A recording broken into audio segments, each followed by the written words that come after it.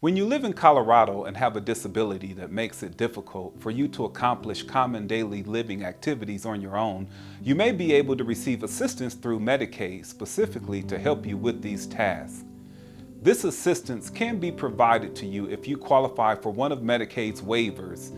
In this context, the term waiver simply means an additional set of non-medical benefits for which a person may qualify to receive on top of their regular Medicaid benefits.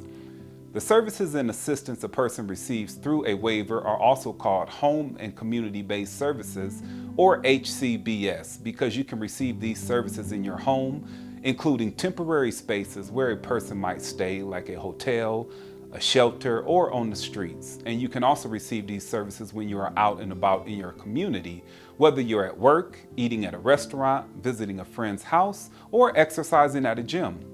In this video, I'm going to share with you detailed information about the kinds of waivers that Colorado has for qualifying adults and children. However, there are many steps to qualifying for any waiver, and you must meet certain criteria and undergo an assessment to determine whether you are eligible for a specific waiver and the services you would receive if you do qualify for that waiver.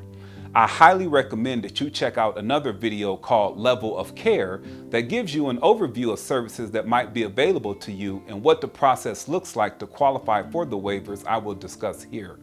Before we start, remember that while the qualifications talk about nursing home or hospital level of care, no one will force you to be in a hospital or nursing facility.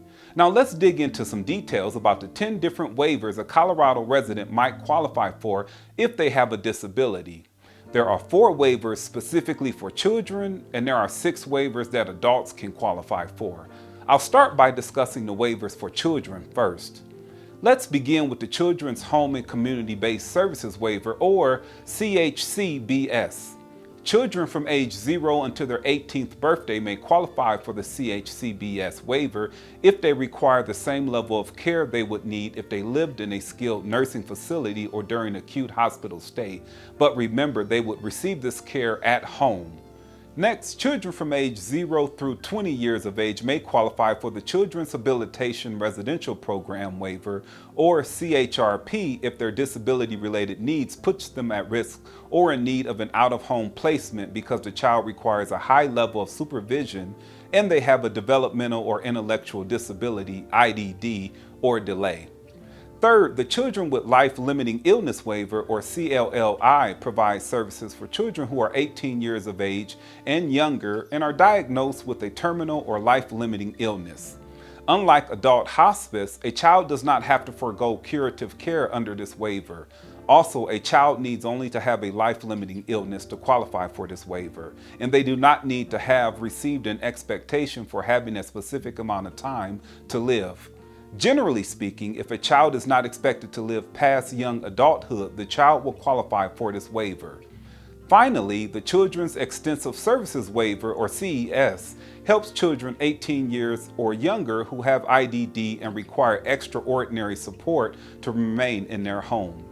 Children on this waiver need to demonstrate a very high level of supervision and interventions, including a need for care at least once or twice overnight. Having discussed the 4 waivers that children could qualify for, now I'll go over the 6 waivers available to qualifying adults. Let's start with the Elderly, Blind, and Disabled Waiver, or EBD, which is the largest waiver program.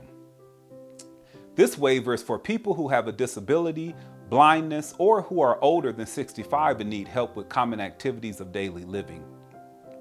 Next, the Complementary and Integrative Health Waiver, or CIH, provides services for individuals over the age of 18 who are living with a spinal cord injury, either traumatic or non-traumatic, multiple sclerosis, certain brain injuries, spina bifida, muscular dystrophy, or cerebral palsy, who use wheelchairs or other mobility devices because they cannot walk.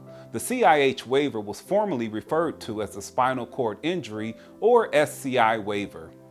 Moving on, the Brain Injury Waiver, or BI, provides services to qualifying individuals who have an injury to the brain, whether acquired from trauma, disease, or from birth, and have a significant functional impairment.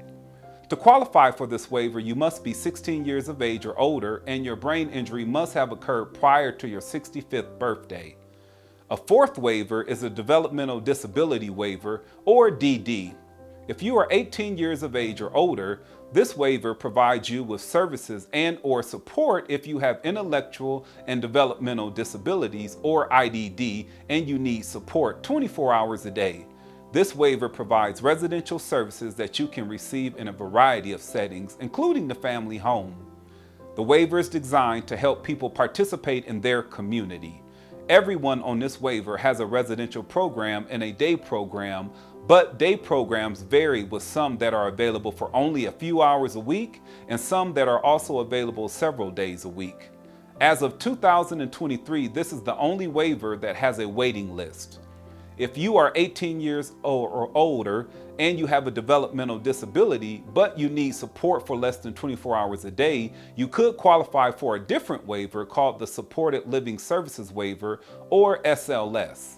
Importantly, if you do need 24 hours of support for developmental disability, but you are on the wait list for the DD waiver, you can receive supports to remain in your home and community using the SLS waiver while you wait for the DD waiver.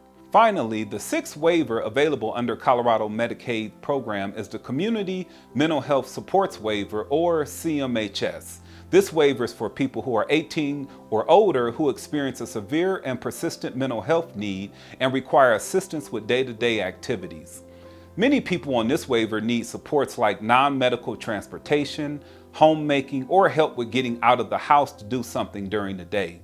When you qualify for the waivers I just discussed, you are also usually able to receive a variety of services available under most of these waivers. For example, you are likely to be able to receive personal care, which includes help with dressing, eating, bathing, grooming, laundry, meal preparation, feeding, accompanying you when you go out, and other day-to-day activities to keep you in your own home. You could also qualify for transportation for non-medical reasons to help you go grocery shopping, employment, visit family and friends, visit a local park, or attend a religious service, for example. Some also qualify to receive respite care, which enables caregivers opportunities to take care of themselves. Of course, once you have qualified, you can decide which services you want. Once you are on a waiver, you are required to get an annual assessment to make sure your services are appropriate for your needs and working for you. Though everyone who is on a waiver receives this annual assessment, if you have any changes in your condition between those assessments and you require additional support or different services, or if your services are not working properly, simply contact your case manager to let them know you need a reassessment. In this video, you learned a bit about the different types of waivers for both children and adults and some of the common services available in all the waivers. If you would like to know more or get started with the waiver process, you will need to contact your case manager. If you are not yet a Medicaid recipient and you would like to apply, we have included links to find a case management agency near you, as well as links to the Medicaid forms both in English and Spanish. And thank you for joining us.